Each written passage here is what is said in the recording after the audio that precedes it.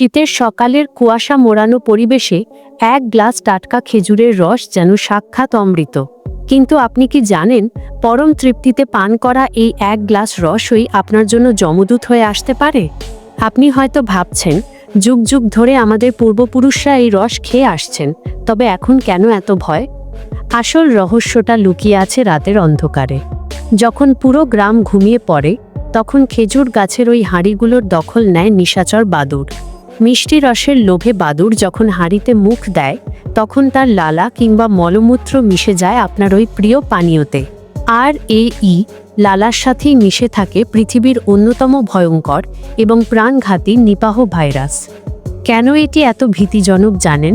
কারণ নিপাহ ভাইরাসের কোনো নির্দিষ্ট ওষুধ নেই কোনো কার্যকর ভ্যাকসিন। একবার এই ভাইরাসে আক্রান্ত হলে মৃত্যু ঝুঁকি প্রায় 100% কাছাকাছি। সামান্য একটু অসতর্কতা আপনার মস্তিষ্ককে অচল করে দিতে পারে, যার শেষ পরিণতি মৃত্যু অথবা সারা জীবনের জন্য পঙ্গুত্ব। জ্বর, অসহ্য মাথা ব্যথা আর প্রলাপ বকা, এই সাধারণ লক্ষণগুলো দিয়ে শুরু হয় নিপাহর আক্রমণ, যা মাত্র কয়েক দিনের ব্যবধানে আপনার ফুসফুস এবং মস্তিষ্ককে পুরোপুরি ধ্বংস করে দেয়। আপনি হয়তো ভাবছেন রস পরিষ্কার করে ছেঁকে নিলেই সব নিরাপদ, কিন্তু না।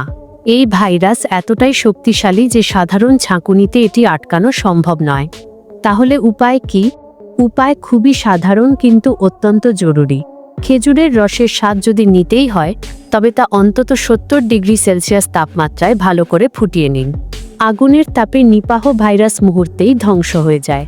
মনে রাখবেন, এক মুহূর্তের স্বাদের চেয়ে আপনার জীবনের মূল্য অনেক বেশি। অসতর্কভাবে কাঁচা রস পান করে নিজের জীবনকে ঝুঁকির মুখে ফেলবেন না। আপনার পরিবারের মানুষকেও এই মরণফাঁদ সম্পর্কে জানান। ভিডিওটি শেয়ার করে সবাইকে সচেতন করুন, কারণ আপনার একটি শেয়ার হয়তো একটি প্রাণ বাঁচাতে পারে।